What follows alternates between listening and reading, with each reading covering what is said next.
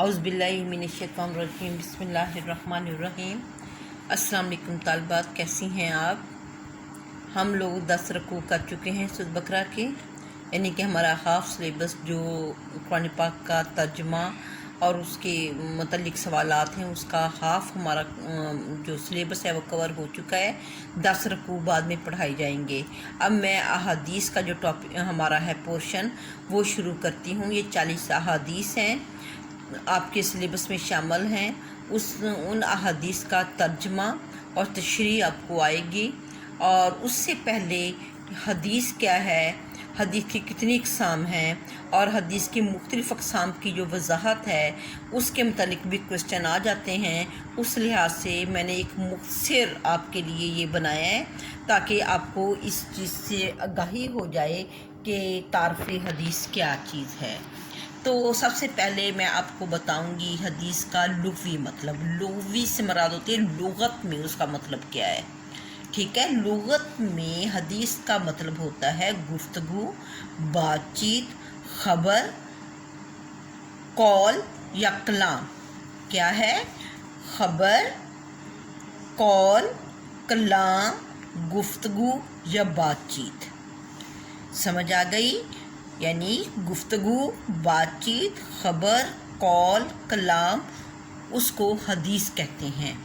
इस्तिलाही मतलब, इस्तिलाह से मराद आम ख़बर या आम गुफ्तगू या आम बातचीत नहीं, बल्कि हर वो बातचीत जो नबी करीम सल्लल्लाहु अलैहि वसल्लम से मुंसलिक हो, या नबी, हम यूँ कह सकते हैं नबी करम सल्लल्लाहु अलैहि वसल्लम के अक़वाल, आपके अफ़ाल और आपकी तकरीर, उनको हदीस कहा जाता है। आप सल्लल्लाहु अलैहि वसल्लम के अक़वाल, आप सल्लल्लाहु अलैहि वसल्लम के अफ़ाल और आपकी ऐसा आपका फ़ेल कि कोई काम आपके सामने हुआ उस पर आप खामोश रहे, यानी कि पसंदीदगी या नापसंदीदगी का इज़हार नहीं किया, इन तमाम अफ़ाल को हदीस कहा जाता है। मेरा ख़्याल है कि आपको हदीस का लुग़वी और इस्तिलाही मतलब अच्छे से आ गया है। अब हम आते हैं हदीस की अक़साम। हदीस की वैसे जो आम किताबों में लिखा होता है उसके लिहाज से हदीस की 3 अक़साम है। कितनी अक़साम है? 3 अक़साम है। 3 अक़साम कौन कौन सी? कौली हदीस, फ़ेली हदीस, तकरीरी हदीस। कौली से आपको इसके लफ्ज़ से पता चल रहा है कौली से मुराद क्या है। कौली से मुराद कौल यानी बातचीत, नबी अकरम सल्लल्लाहु अलैहि वसल्लम की वो गुफ्तगू जो आपने किसी भी मौका पर फरमाई, वो आपकी कौली हदीस कहलाती है। फॉर एग्ज़ाम्पल नबी करीम सल्लल्लाहु अलैहि वसल्लम ने फरमाया इन्नमल अमालु बिन्नियात, के अमाल का दरोमदार नीयतों पर है। तो इन्नमल अमालु बिन्नियात से मुराद ये है कि अमाल का दरोमदार नीयतों पर है, तो ये कौली हदीस है। फ़ेली जैसा कि लफ्ज़ से नज़र आ रहा है, फ़ेली से मुराद ऐसी हदीस जिसमें आप सल्लल्लाहु अलैहि वसल्लम के फ़ेल का ज़िक्र हो, जिसमें आप सल्लल्लाहु अलैहि वसल्लम के किसी अमल का ज़िक्र हो। फॉर एग्ज़ाम्पल सहाबाए किराम या किसी सहाबी ने ये बताया हो कि नबी करीम सल्लल्लाहु अलैहि वसल्लम इस तरीके से बैठते थे, या आप सल्लल्लाहु अलैहि वसल्लम के खाने का तरीका ये था, या किसी सहाबी ने आप सल्लल्लाहु अलैहि वसल्लम को सोते हुए देखा, उसने बताया कि नबी करीम सल्लल्लाहु अलैहि वसल्लम इस तरीके से इस तरह फरमाते थे। तो आप सल्लल्लाहु अलैहि वसल्लम के ये जो अफ़ाल हैं उनको हम हदीस फ़ेली कहते हैं। तकरीरी हदीस वो होती है, इसमें अक्सर बच्चियाँ जो हैं पेपर्स में ये गलती करती हैं, कहती हैं कि ऐसी हदीस जिसमें नबी करीम सल्लल्लाहु अलैहि वसल्लम की तकरीर की हो वो तकरीरी हदीस कहलाती है। बच्चों, ये वाली गलती आपने अब दोबारा नहीं करनी। तकरीरी से मुराद, तकरीर कहते हैं करार, करार कहते हैं एक जगह टिके रहना। मतलब नबी करीम सल्लल्लाहु अलैहि वसल्लम के सामने कोई काम हुआ, उस पर आप खामोश रहे या खामोश रहकर अपनी रज़ामंदी का इज़हार किया, ना तो आपने अपनी नाराज़गी का इज़हार किया ना रज़ामंदी का इज़हार किया, बल्कि जवाबन खामोश रहे। आपका खामोश रहना तकरीरी कहलाता है, तकरीर कहलाता है। फॉर एग्ज़ाम्पल एक दफ़ा सहाबा इकराम ने नबी करीम सल्लल्लाहु अलैहि वसल्लम के गो नामी परिंदे का गोश्त खाया और आप सल्लल्लाहु अलैहि वसल्लम इस पर खामोश रहे। और इसी तरह ये आपका खामोश रहना क्या है, हदीस तकरीरी है। इसी तरह एक दफ़ा सहाबा इकराम किसी ग़ज़वा में गए तो आप सल्लल्लाहु अलैहि वसल्लम ने सहाबा इकराम से फरमाया कि तुम लोगों ने मग़रिब की नमाज़ मेरे पास आकर पढ़नी है, लेकिन वहाँ पे उनको ताख़ीर हो गई तो अपनी मग़रिब की नमाज क़ज़ा होने के खौफ से कुछ सहाबा इकराम ने वहीं पे नमाज अदा कर ली। बाकी आपके हुक्म के पेश नज़र बाकी लोगों ने आप सल्लल्लाहु अलैहि वसल्लम के पास आकर नमाज अदा की। आप सल्लल्लाहु अलैहि वसल्लम के सामने दोनों ये फेल हुए, यानी कि आपकी गैर मौजूदगी, आपके हुक्म की तामील नहीं की गई थी तब भी नमाज अदा कर ली, और कुछ लोगों ने आपके हुक्म की तामील में नमाज आपके पास आकर अदा की, लेकिन इस दोनों अफ़ाल पर आप खामोश रहे तो आपका ये खामोश रहना हदीस तकरीरी कहलाया। तो अब आपको अच्छी से वजाहत हो गई होगी कि हदीस तकरीरी क्या चीज़ है। इसके बाद हदीस की एक और किस्म है जिसे कहते हैं हदीस कुदसी। हदीस कुदसी ऐसी हदीस है जिसमें नबी करीम सल्लल्लाहु अलैहि वसल्लम अल्लाह ताला से रवायत करते हैं, अल्लाह ताला से रवायत करते हैं। पहले जितनी भी अहादीस हैं उसमें सहाबा इकराम नबी करीम सल्लल्लाहु अलैहि वसल्लम से रवायत करते हैं। फॉर एग्ज़ाम्पल काला अबू हुरैरा काला रसूलुल्लाह सल्लल्लाहु अलैहि वसल्लम, कि अबू हुरैरा फरमाते हैं कि नबी करीम सल्लल्लाहु अलैहि वसल्लम ने फरमाया।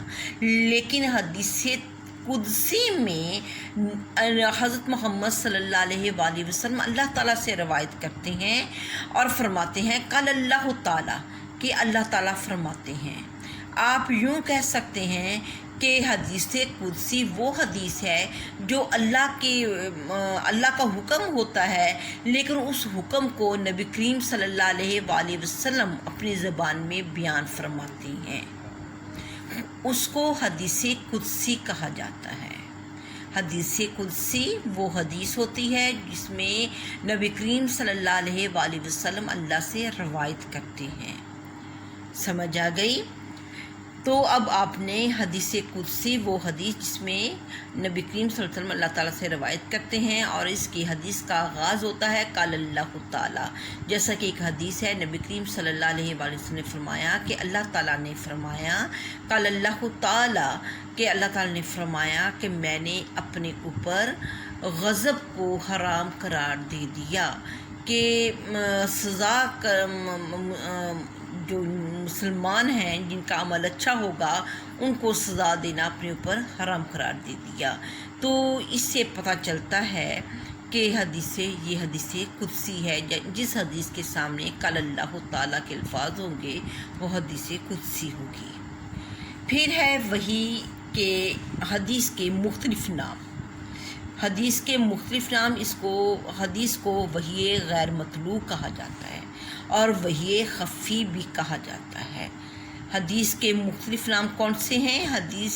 हदीस को वही गैर मतलू भी कहा जाता है। गैर मतलू कहते हैं तिलावत करने को, ऐसी वही जिसकी तिलावत नहीं की जाती, और वो वही जिसकी तिलावत की जाती है तो जिसकी तिलावत की जाती है वो कुरान पाक है, जिसकी तिलावत नहीं की जाती वो हदीस है। वही खफ़ी वही जल्ली कुरान पाक है, वही खफ़ी क्या है? हदीस है। तो अगर आपको ये क्वेश्चन आ जाता है कि हदीस के मुतबादल कौन से नाम हैं, आप लिखेंगे वही गैर मतलू या वही खफ़ी को भी हदीस कहते हैं। उसके बाद हम देखते हैं कि हदीस की क्या अहमियत है, क्यों अल्लाह ताला ने हदीस को इतनी अहमियत दी, क्यों नबी करीम सल्लल्लाहु अलैहि वसल्लम ने बार बार मुसलमानों से कहा कि मैं तुम्हारे दरमियान खुतबा हिज्जतुल विदा के मौका पर आपने फरमाया तुम्हारे दरमियान दो चीज़ें छोड़कर जा रहा हूँ, जब तक तुम इनको मजबूती से थामे रखोगे कभी गुमराह नहीं होगे। और वो दो चीज़ें थीं, एक किताब अल्लाह और दूसरी मेरी सुन्नत। तो बार बार आपने इस चीज़ पर ज़ोर दिया कि मुसलमान जो हैं सुनते रसूल सल्लल्लाहु अलैहि वसल्लम को मजबूती से थाम लें। تو یہ اس وجہ سے ضروری تھی کہ اللہ تعالیٰ نے نبی کریم صلی اللہ علیہ وسلم کی اطاعت کو واجب قرار دیا۔ واجب ایسا فعل ہوتا ہے اگر ہم اس کو ادا نہیں کریں گے تو ہم گناہ گار ہوں گے۔ تو اس سے ہمیں نبی کریم صلی اللہ علیہ وسلم کی اطاعت کی اہمیت کا اندازہ ہوتا ہے۔ اللہ تعالیٰ قرآن پاک میں فرماتے ہیں من یطیع الرسول فقد اطاع اللہ، من یطیع الرسول، جس نے رسول کی اطاعت کی گویا اس نے اللہ کی اطاعت کی۔ پھر اللہ تعالیٰ فرماتے ہیں اطیعوا اللہ و اطیعوا الرسول، کہ اطاعت کرو اللہ کی اور اس کے رسول کی۔ اور پھر قرآن پاک میں ہے وما آتاکم الرسول فخذوہ وما نہاکم عنہ فانتہوا، کہ رسول جو کچھ تمہیں دیں وہ لے لو اور جس چیز سے منع کریں اس سے رک جاؤ۔ اور پھر نبی کریم صلی اللہ علیہ وآلہ وسلم کی اطاعت کے متعلق قرآن پاک میں فرمایا وما ارسلنا من رسول الا لیطاع باذن اللہ، کہ جو بھی ہم نے رسول بھیجا اس لیے بھیجا کہ اللہ کے حکم سے اس کی اطاعت کی جائے۔ تو نبی کریم صلی اللہ علیہ وآلہ وسلم کی اطاعت کو اللہ تعالیٰ نے اپنی اطاعت قرار دیا۔ اس وجہ سے حدیث کی سب سے بڑی امپورٹنس یہ ہے۔ پھر دوسرا ہم اس کا ٹاپک دیکھتے ہیں کہ حدیث قرآن کی تشریح ہے۔ کیا ہے؟ حدیث قرآن کی تشریح ہے۔ جیسے فار ایگزامپل آپ کے پاس انگلش کی کتاب ہے، اگر آپ کے پاس ڈکشنری نہیں ہوتی، اس میں انگلش میں کچھ ایسے ورڈز ہیں یا شروع سے آپ اردو بولتے ہیں، پنجابی بولتے ہیں یا سرائکی بولتے ہیں، آپ کو انگلش کا نہیں پتہ، جب تک آپ کے پاس ٹرانسلیشن والی کتاب نہیں ہوگی آپ انگلش کو سمجھ نہیں سکتے، یا تو آپ کو کوئی بتائے یا آپ خود دیکھیں ٹرانسلیشن۔ تو اسی طرح قرآن پاک اللہ تعالیٰ کی کتاب تھی، لیکن اس کے قرآن پاک میں صرف احکامات بتائے، احکامات کی تفصیل جو ہے وہ ہمیں کون بتاتی ہے؟ حدیث بتاتی ہے۔ فار ایگزامپل قرآن پاک میں ہے اقیموا الصلاۃ، یہ قرآن پاک میں آ گیا۔ اب صلاۃ کیا چیز ہے؟ تو یہ نبی کریم صلی اللہ علیہ وآلہ وسلم نے خود نماز ادا کی اور فرمایا صلو کما رأیتمونی اصلی، کہ نماز اسی طرح پڑھو جس طرح مجھے پڑھتے ہوئے دیکھتی ہو۔ قرآن پاک میں آ گیا وآتوا الزکاۃ، کہ زکوٰۃ ادا کرو۔ اب زکوٰۃ کیا ہے؟ سونے پہ کتنی زکوٰۃ ہوگی، چاندی پہ کتنی زکوٰۃ ہوگی، مال تجارت پہ کتنی زکوٰۃ ہوگی، بھیڑ بکریوں پہ کتنی زکوٰۃ ہوگی، گائے بھینس پہ کتنی زکوٰۃ ہوگی، اونٹوں پہ کتنی زکوٰۃ ہوگی، دفینوں پہ کتنی زکوٰۃ ہوگی، یہ نبی کریم صلی اللہ علیہ وآلہ وسلم نے خود وضاحت کی۔ اب قرآن پاک میں تو یہ آ گیا کہ حج کرو، لیکن نبی کریم صلی اللہ علیہ وآلہ وسلم نے حج کر کے خود بتایا کہ حج کیا چیز ہے، صفا مروہ کس طریقے سے کرنا ہے، طواف کے چکر کہاں سے شروع کرنے، کہاں پہ اختتام کرنے، کتنے چکر ہونے چاہیے، کون سا لباس ہونا چاہیے، عرفات میں قیام کیسا ہونا چاہیے، منی میں ہم نے قیام کیسے کرنا ہے، مزدلفہ میں کیسے کرنا ہے، خطبہ کس طریقے سے دینا چاہیے، کب دینا چاہیے، ان تمام چیزوں کی وضاحت ہمیں نبی کریم صلی اللہ علیہ وآلہ وسلم نے دی۔ تو اس طریقے سے ہم کہہ سکتے ہیں حدیث قرآن کی تشریح ہے۔ اس وجہ سے حدیث پر عمل، حدیث کو پڑھنا بھی ضروری ہے، حدیث پر عمل کرنا بھی ضروری ہے۔ یہ پھر ہم دیکھتے ہیں حدیث قانون اسلامی کا دوسرا بڑا ماخذ ہے۔ قانون اسلامی سے مراد یہ ہے کہ جب ایک اسلامی سلطنت قائم ہو جائے گی، وہاں پہ جو قانون نافذ کیا جائے گا وہ اسلامی قانون ہوگا۔ تو اس اسلامی قانون کا جو کس طریقے سے بنایا جائے گا، تو سب سے پہلا ماخذ اس کا ہے قرآن پاک۔ پہلے قرآن پاک سے دیکھا جائے گا، اور دوسرا بڑا ماخذ جو ہے وہ حدیث ہے۔ حدیث کو دیکھا جائے گا، قرآن و حدیث کے مطابق وہ قانون بنایا جائے گا۔ تو اس لیے حدیث قانون اسلامی کا دوسرا بڑا ماخذ ہے۔ میں اس کی تفصیل میں نہیں جاؤں گی کیونکہ آپ کو یہ شارٹ کویسچن آئے گا، اور شارٹ کویسچن میں آپ نے یہ 3 یا 4 پوائنٹ لکھ دینے ہیں، اسی سے آپ کی اور ان کی تھوڑی تھوڑی تفصیل لکھ دینی ہے، اسی سے آپ کے یہ جو سوال کا مدعا ہے وہ پورا ہو جائے گا۔ اب ہے تدوین حدیث۔ جس طرح ہم نے تدوین قرآن کے ادوار پڑھے تھے، تدوین قرآن سے مراد تھا کہ قرآن پاک کو اکٹھا کرنا، تو اسی طرح تدوین حدیث سے مراد یہ ہے کہ احادیث کو کس طرح اکٹھا کیا گیا۔ تو حدیث آپ کو میں نے پہلے بتا دیا کہ نبی کریم صلی اللہ علیہ وسلم کے اقوال ہیں۔ اب مختلف ادوار میں نبی کریم صلی اللہ علیہ وآلہ وسلم کے دور میں किस तरह हदीस को इकट्ठा किया गया, आपने किस तरीके से लिखवाने का एहतमाम किया और किस तरह सहाबा इकराम ने उनको लिखा। और नबी करीम सल्लल्लाहु अलैहि वसल्लम के दौर में ही सहाबा इकराम के पास मजमूए मौजूद थे जिसमें उन्होंने नबी करीम सल्लल्लाहु अलैहि वसल्लम की अहादीस को लिख लिया था। आप सल्लल्लाहु अलैहि वसल्लम ने आगाज़ में हदीस लिखने से मना किया। वो इसलिए मना किया था कि उस वक्त कुरान पाक नाज़िल हो रहा था। आपको ये अंदेशा हुआ कि मुसलमान अभी इतने पुख्ता नहीं हुए, कहीं वो कुरान और हदीस को आपस में मिक्स ना कर दें। इस वजह से नबी करीम सल्लल्लाहु अलैहि वसल्लम ने इब्तिदा में कुरान या हदीस लिखने से मना कर दिया। लेकिन जब आपको मुसलमानों की पुख्तगी का अंदाज़ा हो गया तो फिर आपने लिखा। और बल्कि ये हदीस भी मौजूद है कि एक सहाबी वो हर वक्त नबी करीम सल्लल्लाहु अलैहि वसल्लम की हर वक्त आपके पास मौजूद रहते, जो भी आपका फ़ेल होता, जो भी आपके मतलब कॉल होता, उसको फ़ौरन लिख लेते। तो कुछ लोगों ने कहा कि आप सल्लल्लाहु अलैहि वसल्लम कभी गुस्से में होते हैं, कभी खुशी में होते हैं, तुम इस तरह ना लिखा करो। तो उसने लिखना ख़त्म कर दिया। तो नबी करीम सल्लल्लाहु अलैहि वसल्लम ने उससे इस्तफ़सार किया कि अब आप पहले तो लिखा करते थे मेरी हर बात को, अब क्यों नहीं लिखते। तो उसने लोगों की बात को बताया कि लोगों ने कहा कि नबी करीम सल्लल्लाहु अलैहि वसल्लम कभी गुस्से में होते हैं, कभी खुशी में होते हैं, आप हर बात ना लिखा करो। तो उस पर नबी करीम सल्लल्लाहु अलैहि वसल्लम ने फरमाया तुम लिखो, खुदा की कसम इस ज़बान से हक़ के अलावा कुछ और नहीं निकलता। तो हम देखते हैं नबी करीम सल्लल्लाहु अलैहि वसल्लम के दौर में भी अहादीस लिखी गई और सहाबा इकराम ने नबी करीम सल्लल्लाहु अलैहि वसल्लम के दौर में ही बेशुमार जो सहीफ़े थे अपने बना लिए थे और बाकायदा नबी करीम सल्लल्लाहु अलैहि वसल्लम को उन्होंने दिखाए हुए थे। और फिर दूसरा दौर वो आ जाता है ताबाइन का। ताबाइन वो नेक रूहें हैं जिन्होंने हालत ईमान में किसी सहाबी को देखा हो। तो ताबाइन के दौर में अहादीस जो है ये बहुत ज़्यादा अहमियत इख्तियार कर गई। लोगों को इसकी अहमियत और इसकी अहमियत का अंदाज़ा हो गया और सहाबा इकराम ने बहुत बड़े बड़े हल्का दरूस शुरू कर दिए जहाँ पे बाकायदा हदीसों का दर्स होता था और ताबाइन ने इसके मजमूए बना लिए। तो ताबाइन के दौर में भी अहादीस जो है और इसी दौर में ताबाइन के दौर में हज़रत उमर बिन अब्दुल अज़ीज़ ने हदीस को सरकारी तौर पे मुदव्वन करना शुरू किया। और तीसरा दौर आता है तबा ताबाइन का दौर। तबा ताबाइन वो होते हैं जिन्होंने हालत ईमान में किसी ताबी को देखा हो और हालत ईमान में उसकी वफ़ात हुई हो। तबा ताबाइन का दौर बड़ा अहम है। ये वही दौर है जिसमें सिहाई सित्ता लिखी गई। और अब मैं आपको बताती हूँ सिहाई सित्ता क्या चीज़ है। ये हदीस की 6 किताबें हैं, सही तरीन किताबें हैं।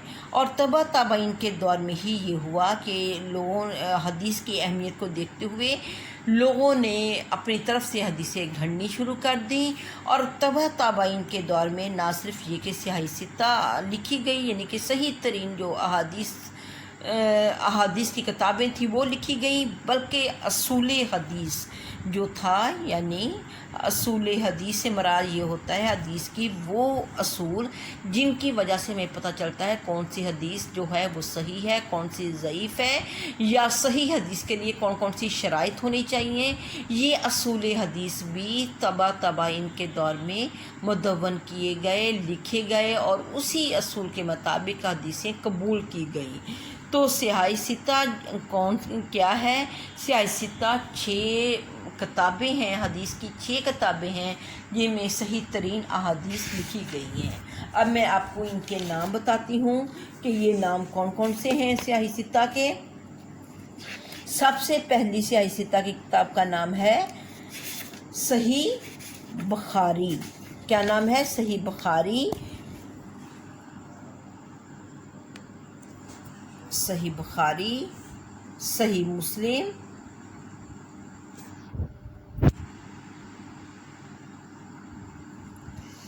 अब आपने अपनी किताबों से इसके जो तारफ़ है वो देखते रहना है। सही बुखारी, सही मुस्लिम, जामिया तिर्मिज़ी,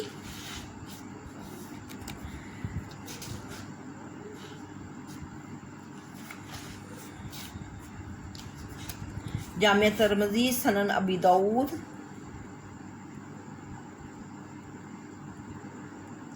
सनन अबी दाऊद, अबू दाऊद, اور سنن ابن ماجہ، سنن ابن ماجہ اور سنن نسائی، صحیح بخاری، صحیح مسلم، جامع ترمذی، سنن ابو داؤد، سنن ابن ماجہ اور سنن نسائی، 1 2 3 4 5 6۔ ٹھیک ہو گیا؟ یہ تھا ہمارا تعارف حدیث۔